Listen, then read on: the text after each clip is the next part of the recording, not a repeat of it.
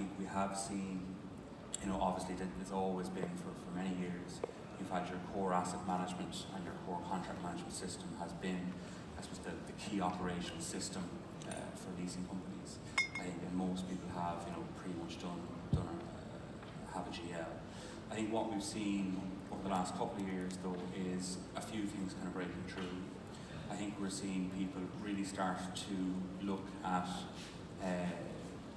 the concept of automating the origination process and that deal desk or that CRM concept. I think that's been actually quite interesting. That is looking at automation, workflow, those types of tools.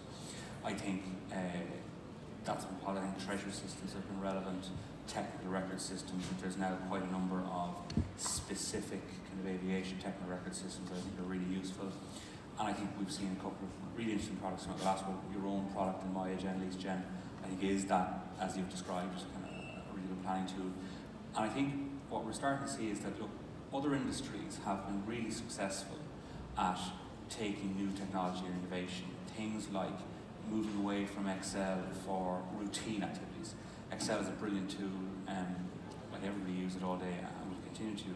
But when you start to have repeatable routine activities, that's where it starts to see its limitations. And ultimately, technology's got better, the price point has come down, people's use of technology is better. And I think we've seen it wholesale in other industries, and I think we're now starting to see it come true in leasing as well. I think that then break into other areas as well.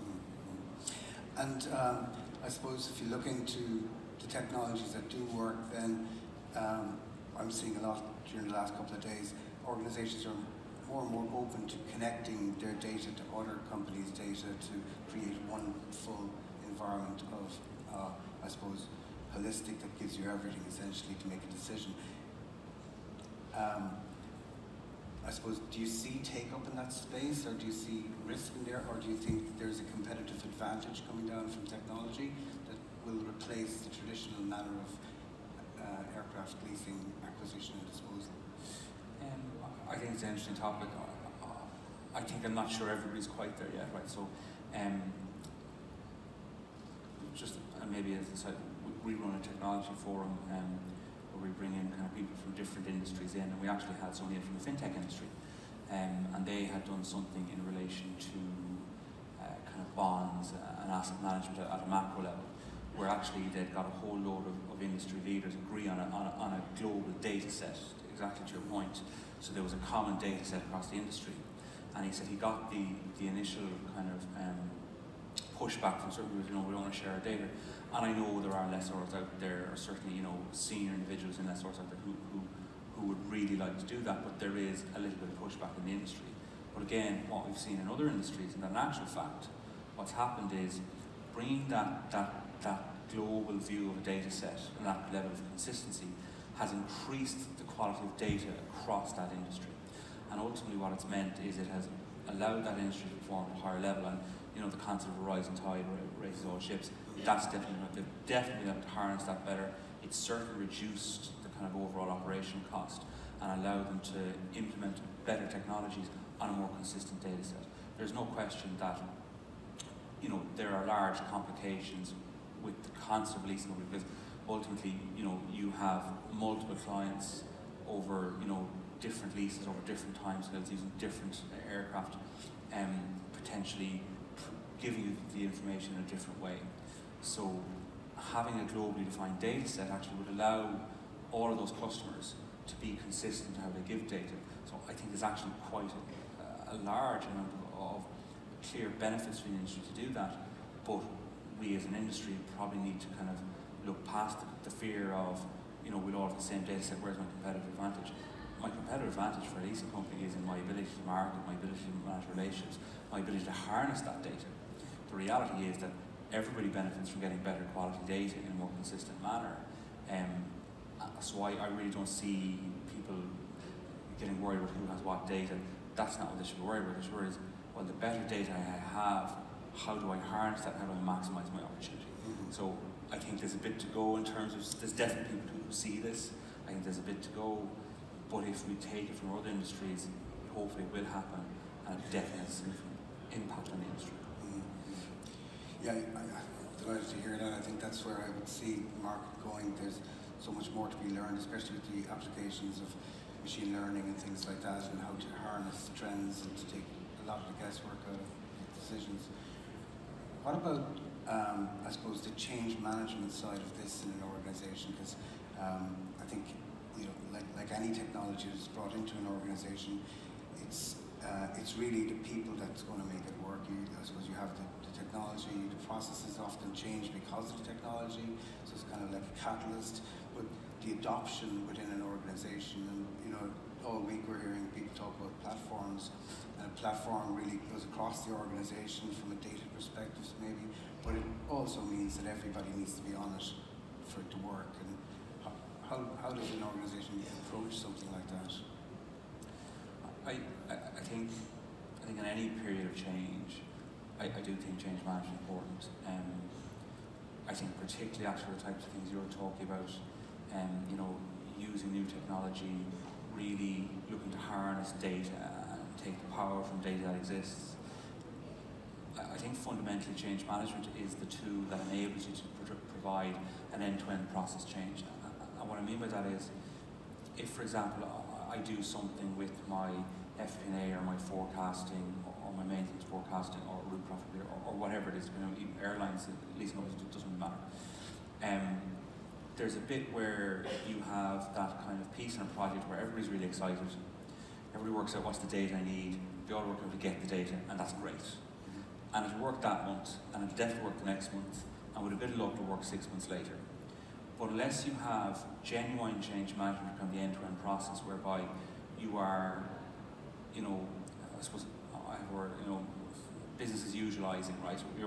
Where I've changed the process at the front end, I categorically changed around how I access data, how I think about data quality, how I interrogate that data, how I do that. Unless that change is a fundamental change in the process and the people are trained appropriately, educated where the processes are done, and that runs all the way through to the end product, which gets to the C-suite or decision making, whatever that is. Fundamentally that will break down because you're relying on people, their energy around a project, right? And it's really easy to get people excited about a cool data project and I'm going to automate, use predictive or prescriptive or whatever it is. It's just great, and if I've thrown in AI and blockchain, even better. But it's maintaining that 6 months down the line when there's a downturn or there's a really big project that's taking people's attention. That's when you need the process, because it has to be embedded at that point, because if it isn't, people get distracted and they revert back to type and they revert back to the original.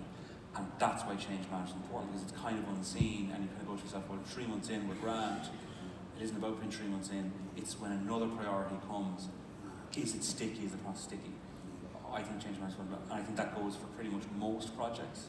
And I think people do lots of it by default without thinking about it, but the kind of fundamentally you're talking about changing here around data and stuff like that, that's different because people don't think about that in their day-to-day lives. They just go, I need to type a number in, or I need to get the number off somebody, and you really need to embed that appropriately. I think get it right. And I said it's interesting because, every time I think you go into organisations and there's Excel models in there that probably, I'd say whoever built them has probably long moved on to the next world at this stage, and they're still being used.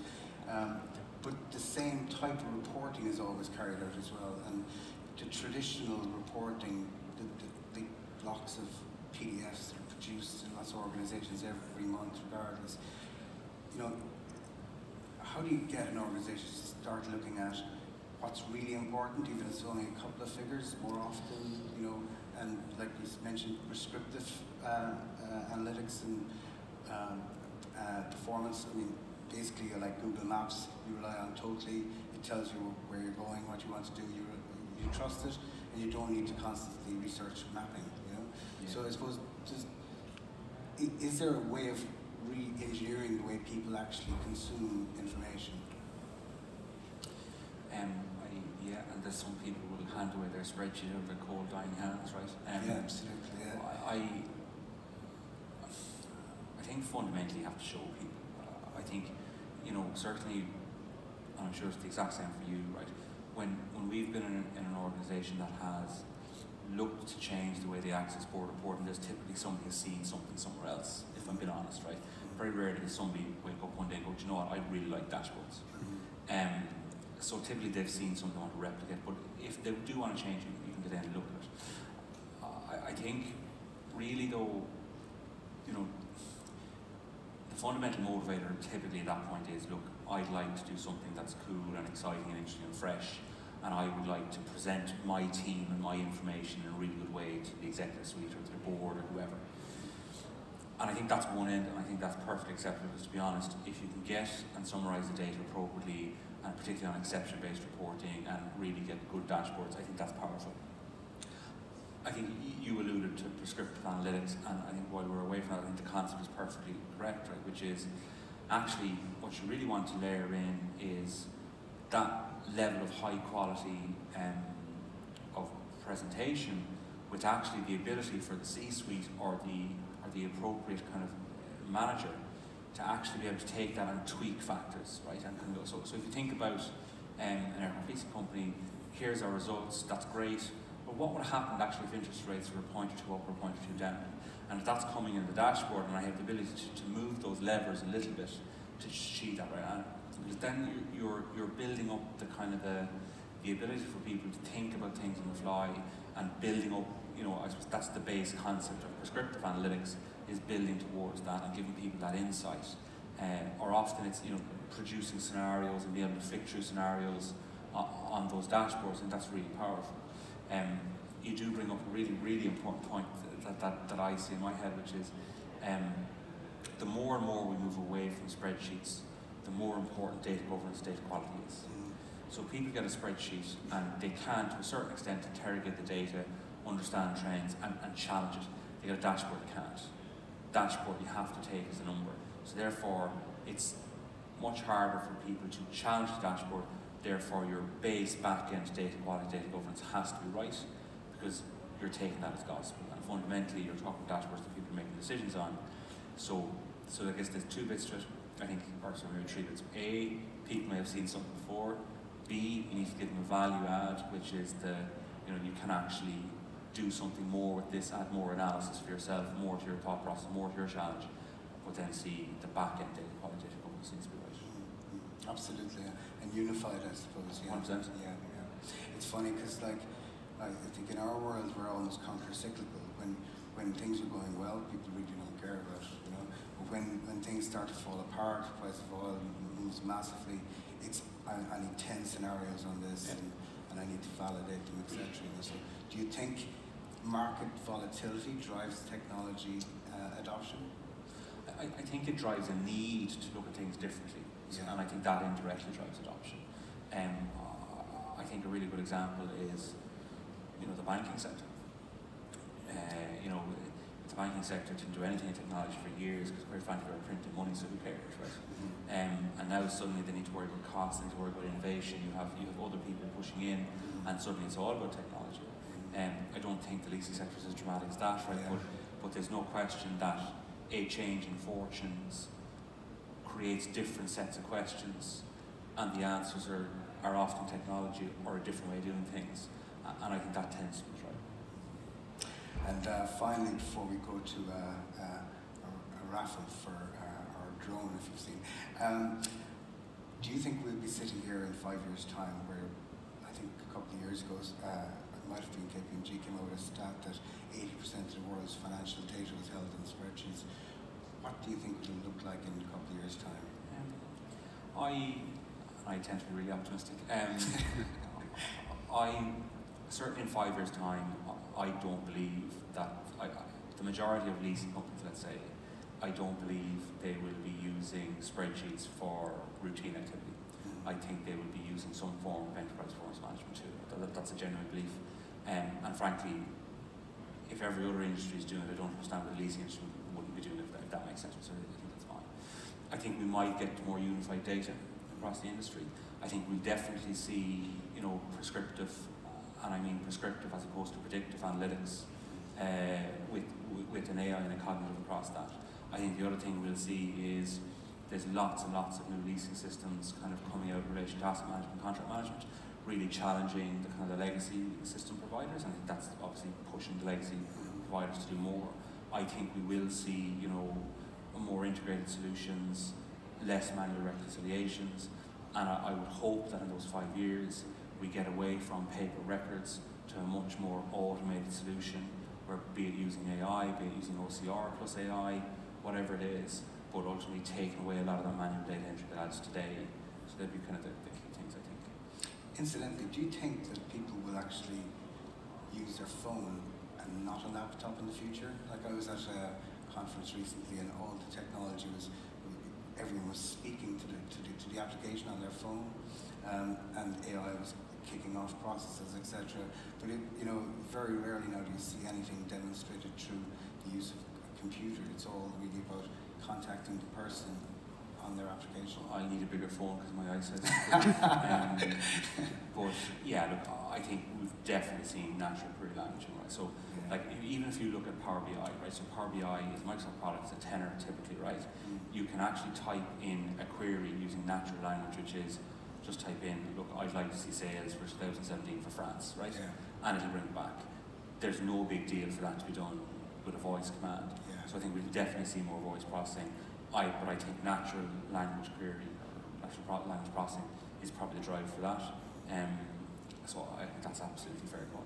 And probably the end of programming in another 20 years then as a result. Yeah. But sure, we'll have something else to Yeah. It's been very interesting talking to you, Kieran. Thank you very much. I'd like to ask you before we go, if you draw the winner of our drone contest. Now, I was just going to say, this drone has geofencing, so it can't fly anywhere near Gatwick. So for anyone who's from Ireland, if they're familiar with the National Lottery, I am the independent reserve for Cape Virginia. Well, anyone at all you can find, yeah. Who have we got? Paul Keane from AirCap. Congratulations, Paul. Are you here? He's some of his colleagues outside, actually. Okay, well, we'll get that to you anyway. Thank you very much, Kieran. Appreciate it.